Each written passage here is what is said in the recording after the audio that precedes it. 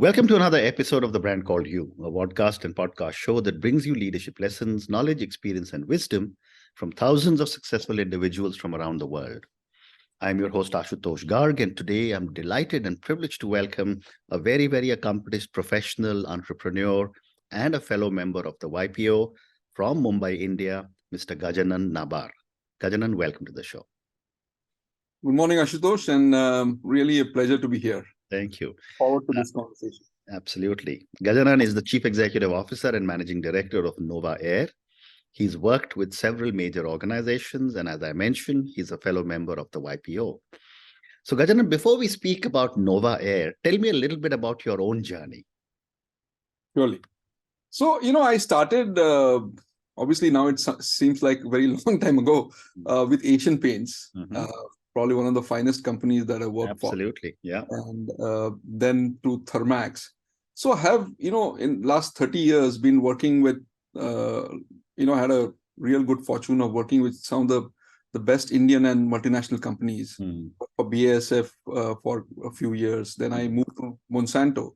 While doing so, Ashutosh, I also moved across industries. So I moved, I would say, from, specialty chemicals, paints, to engineering, to seeds and biotech, to industrial gases, to solar, to biofuels. So, I kind of, I would consider myself lucky that I got exposure into multitudes of industry verticals.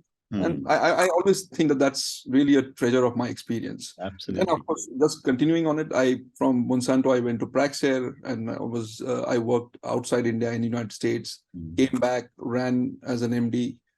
Then I was with Praj for multiple number of years. Then I joined a startup called CleanMax. We took from almost 0 megawatt installed to 400 plus megawatts installed. That was a great journey. I really enjoyed that entrepreneurial binge that I had for short duration. And then we obviously started NovaAir. So it's like from a professional to, I would say, intrapreneurial, professional entrepreneur. Absolutely. Well said. Well said. So let's talk about NovaAir then, Gajanan. Tell me a little bit about this venture and what are you doing here? Sure. So, Ashutosh, is very interesting. Industrial gases industry worldwide is about $150 billion, pretty large. But it's not very well known till obviously, we were hit with COVID and everybody started talking about oxygen. And that's how the gases got, I would say mass acceptance or mass curiosity that, there is something exists like oxygen. I mean, we do breathe every day, whole air, but, gases play a very important part in multiple industries. I mean, they are obviously in hospitals, lifesavers, oxygen, nitrous oxide. They help in nation building because steel can't be produced or copper can't be smelted without oxygen. So you take the newer industries like chip manufacturing, solar panel manufacturing, telephony, any of those newer industries, semiconductors, they all require various kinds of gases. It obviously improves the quality of life for many of us. So gases are all pervading, but they work very quietly. They help us to improve the productivity. The only other thing which is I would like to share on the gases industry per se is that it's as I said, it's a commodity, but it's a specialty commodity. So as a production or as a manufacturing, it's fairly commoditized. But how you actually help customer to use it, how you make them more reliable, how you make them more productive is the part of the science or the part of the art, which is a specialty. So it's a little bit on the cusp of commodity and specialty. Amazing. Having said that, sorry. Sorry, I'm just going to say, is NovaAir focused on oxygen or some of the other gases? Yeah, so NovaAir, what we call it, is a full-service industrial gases company. Okay. And I just wanted to go through the genesis of NovaAir. So if you look at the industry, and I had an opportunity of working for the industry and then working for the customer of the industry. Out from so I hopefully have inside out view as well as outside in view. Correct. And when I look at from outside in view, I realize that the industry is fairly oligopolic. Few large companies constitute almost 60-70% of the market share worldwide. Situation is probably further more complicated in India. So we just felt that we should provide a real alternative to customers. And so we built NovaAir, with the management team and obviously backed by private equity.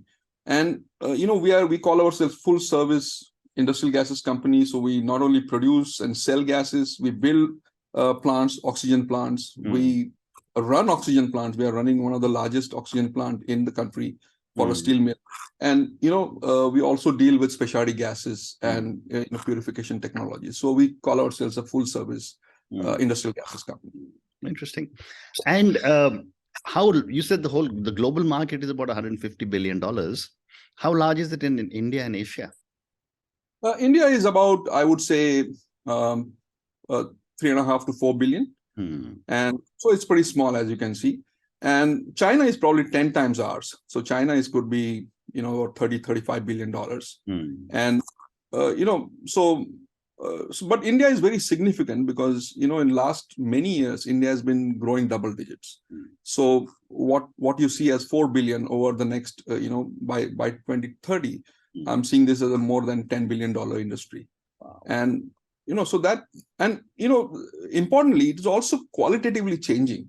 It's predominantly when you're, developing economy, your applications are metals, and then it starts going into refineries. And then you have the newer edge industries like semicon and solar cell manufacturing and others, where you require more sophisticated usage of gases. Now you're talking about hydrogen as fuel and energy. So it's, it's dramatically changing in qualitative aspect also, not just, in size. Very well said. And, I was just thinking as you were talking, the only gas that we were aware of was the cooking gas as a consumer, which comes to us in cylinders. But I think you're giving a very, very different perspective on the nature and range of gases that are available. But one more question before I move to some other questions: how you extract gases, and I have almost no understanding of this. But given the fact that you are taking out gas from atmosphere and bottling it, how important is the purity of the atmosphere for you, given so much pollution in our country?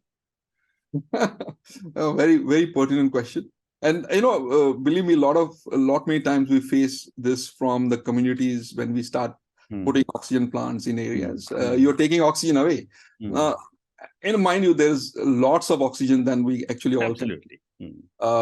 And actually what we do is we take the pollutants out. So we take the carbon monoxides, the carbon dioxides, and whatever we don't breathe, and we purify the gas, I would say. So we, when we extract, we also purify, and that's how the extraction happens. And actually, it's I would say may not be green, because if we start using only renewable power, it would obviously be green industry. But till such time that we are using the regular power, we probably are orange industry. But it's non-polluting, because we just let the nitrogen go back in the air if we don't capture everything. And we don't have any other pollutants coming out, so it's fairly green. And we are also trying at NovaAir to use more and more renewable energy to convert air into oxygen or nitrogen, and thus becoming, I would say, and there's a lot of talk about green hydrogen, but we also want to talk about green oxygen at some point in time, is from the environmental standpoint. And from what you just said, I've got one more question. And, there's a lot of discussion going on that we will launch our first hydrogen trains. And I was reading an article that Toyota is launching hydrogen cars. What are your thoughts on these opportunities for gases?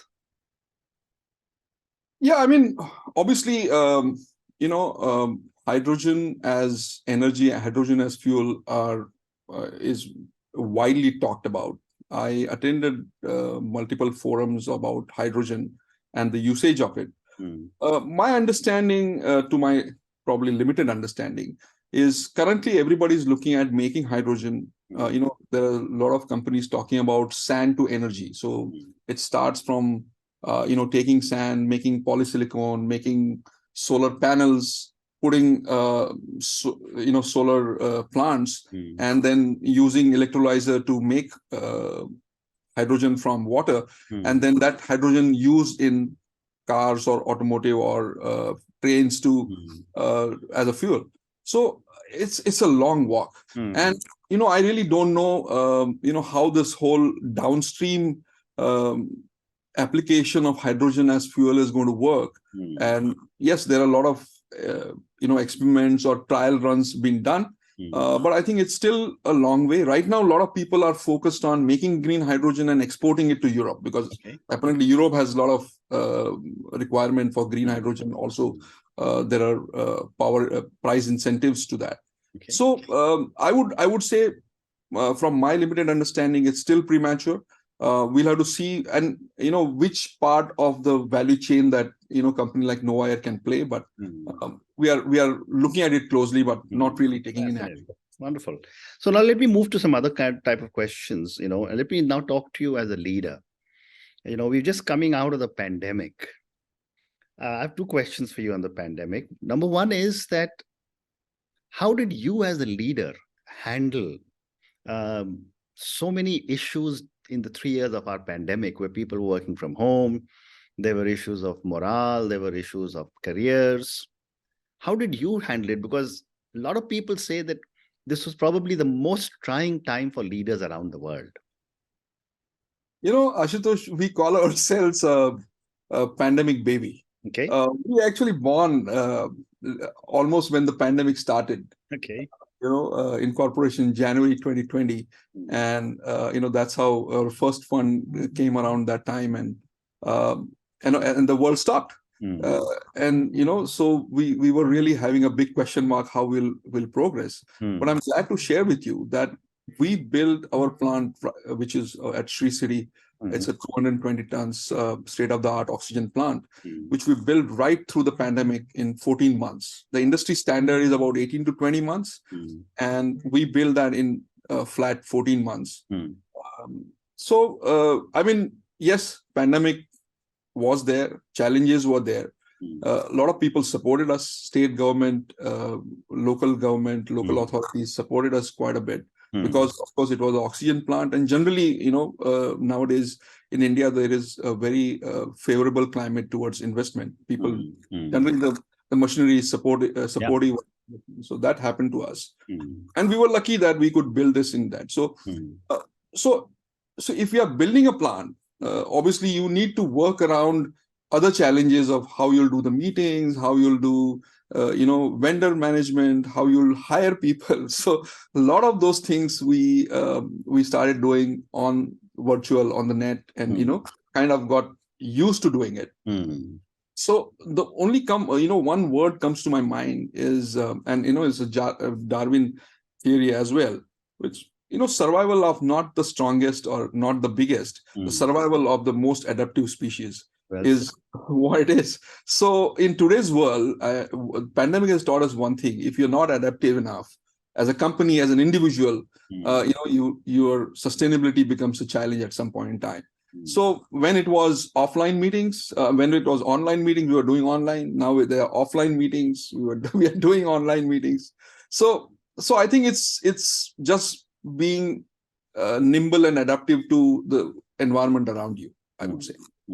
But another question that I had was that, given the environment of people having got used to work from home, do you see hybrid working as a part of NovaAir, and do you think it's going to be there to stay?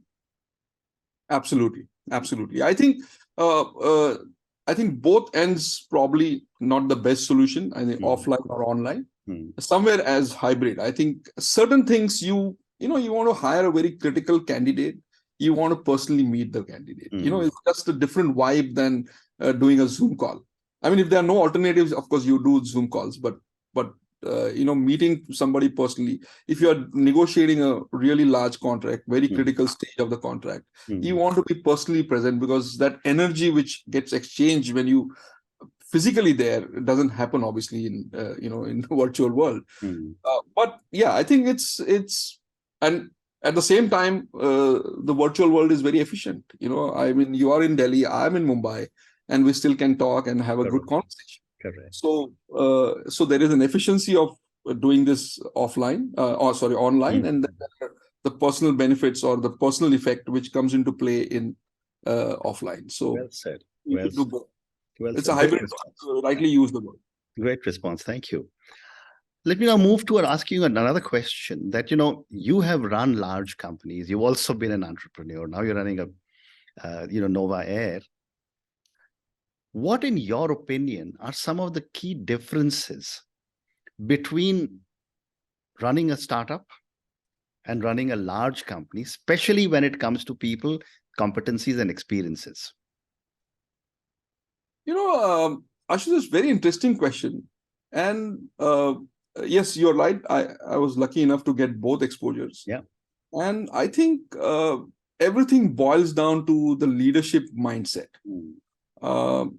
People, given a particular environment, and if you obviously have the right attitude type people, they would adapt to it. And then they would start, excelling in that given environment. If you are running already a established company and then you're looking for a growth, I think the parameters slightly different. Obviously, you have a momentum of the existing business. So there is some kind of a rigor of, the trucks going out, the money is coming in, and, it's a cycle which is established. Now you need to go to the next level of cycle. Correct. But, it's the momentum is there. But at the same time, it's, less flexible because you don't have you already set up, the whole operations, the flexibility is less. At the same time, you also kind of, you have resources, you don't have shortage of resources. I mean, in most cases, but you probably need to reallocate resources to the next growth phase, wherever that is. So these are some of the challenges you face when you are kind of trying to grow the existing business. Whereas when you are, running a new outfit, is, I would say, ground up, there is nothing. So I think the one of the learnings for me to start NovaAir is to have minimum setup time. I mean, just start the way it is. You don't have to care about really an office space. You really don't have to care. You need something which is functional, and you need to put the crew together. You need to have a right messaging to the crew, and that's how it starts, growing. So that's very important. Resources will be short. So multitasking is the key for when you do a startup. Right. And the third one, which is slightly more, I mean, it happens with existing businesses, but more in startups, is to problem solving ability. Because, an existing business, you already have gone through certain problems. You already started addressing some of those. And probably the number of problems that you will encounter on an operating basis are much lesser. Whereas in a startup situation, every day there is something which will not work, and you need to make sure that you and your team is equipped enough to kind of get it going. Interesting. There's another perspective I wanted to ask you about, and that is on values and value creation. Traditional businesses in our country, which are sitting on huge assets, making profits, have a value of, say, X. Startup companies come from the tech industry. They know that they're going to lose money for the next so many years, and they have a valuation of 20X. Right. My question is, who knows how to price a company better, the stock markets or the venture capitalists or the private equity? Yeah, there are multiple questions in this one question. I would absolutely. And let me first try to see, share my understanding of traditional companies, and I've been always associated with the old world economy, the chemicals, and which is why I'm asking you this question. Specialty chemicals, gases, steel, whatever. Now, obviously, if you're looking at, there were a lot of talks about Baiju's valuation, which is like not even 10-year-old company, is much higher than Tata Steel's valuation, which is like 120 years old company. Correct. And things like that. But see, let's not forget, Tata Steel is a commodity. They are into commodity steel. So obviously you will have the benefit of the commodity cycles. At the same time, if you're on the wrong side of the cycle, you will have the, your valuation won't be at the same level. So, and to the financial cycle of these businesses is pretty long. I mean, either a petrochemical plant, even an industrial gases plant, it takes 2 years to build a large size industrial gas plant. So from start to finish, it's like a 3-year cycle. So what I would use as a term, which is investor money into customer money, So you have investment done, and then by the time your customers start buying the product, returning the money to you, it's a fairly long cycle. Whereas in a digitized world, in a virtual world, it's much faster cycle. The downside of a digitized world or the newer world is that the technology of obsolescence is immediate, and it's sudden. Correct. I mean, you have many examples of many large companies just today they are not there. I don't even have to use the names if people are very familiar. Yeah. So obviously there are pros and cons of both. Whereas if you look at specialty business, which is over years been nurtured and grown, would also seek a better valuation than just a pure commodity business. So that there is somewhere a mid path there. Now, having said that, your question, the second question, part of the question was stock market or VC stroke P. Now, ultimately it depends on what's your end game.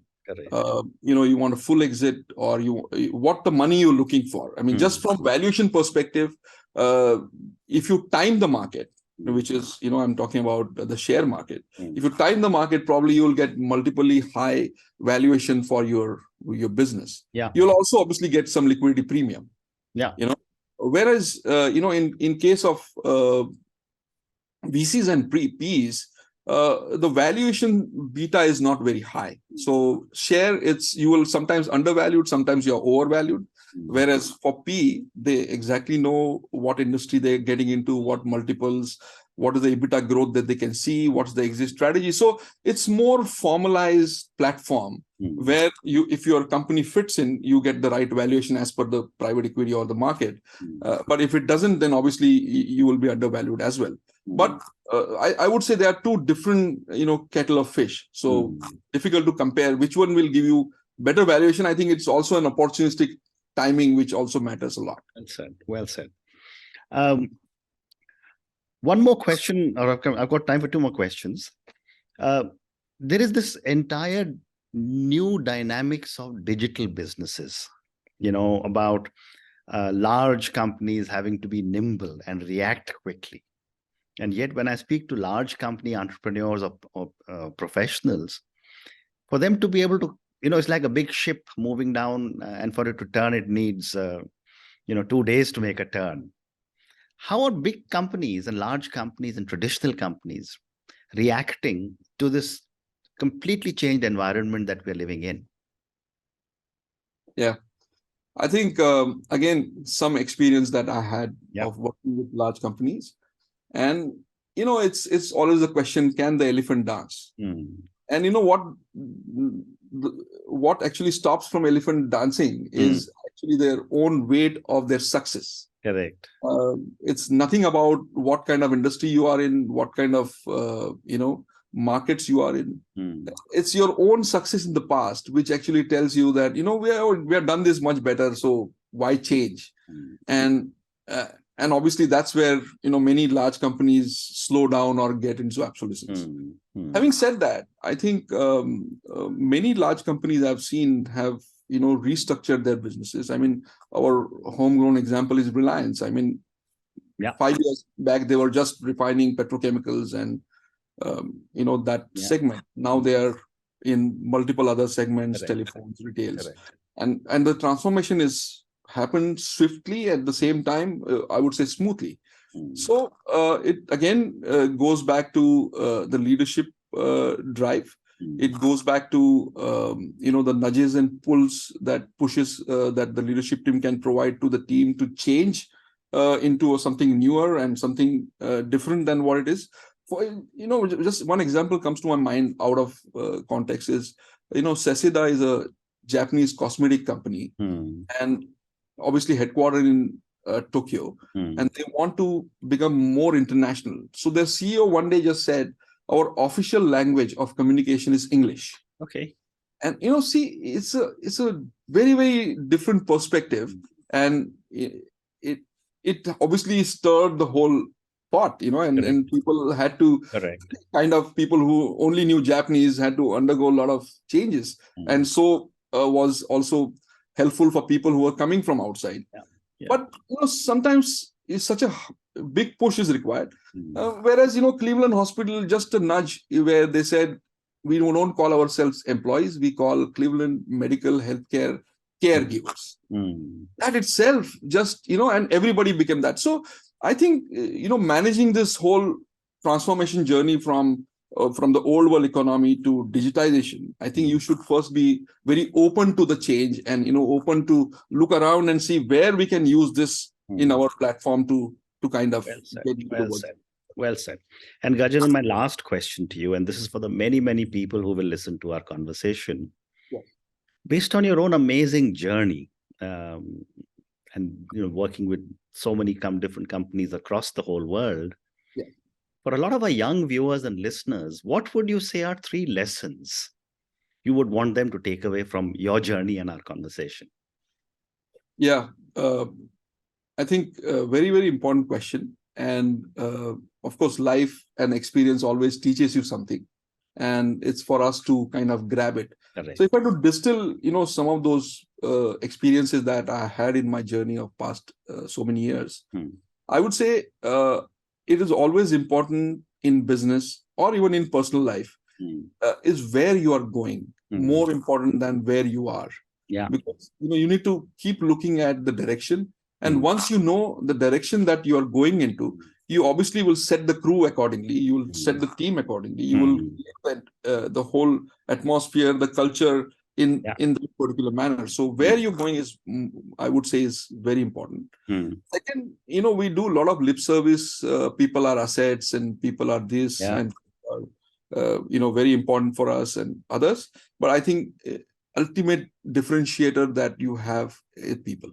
I think so having the right people, once you have the right people, having them rightly motivated and getting them engaged is really the job of the management team, and that's I would say a big differentiator. So that's my lesson number 2.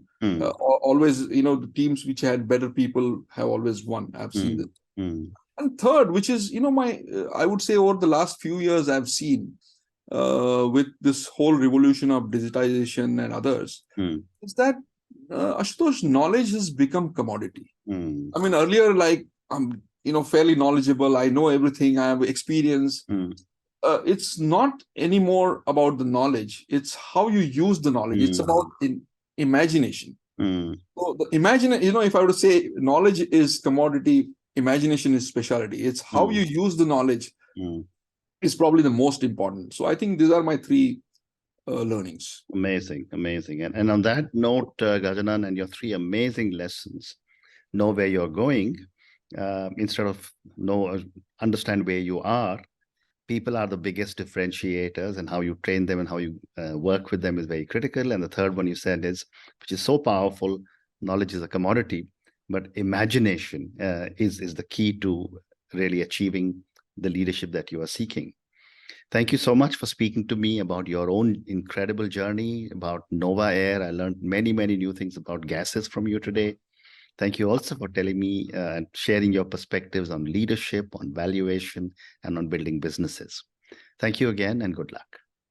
Thank you so much, Ashutosh. It was lovely speaking to you. Thank you.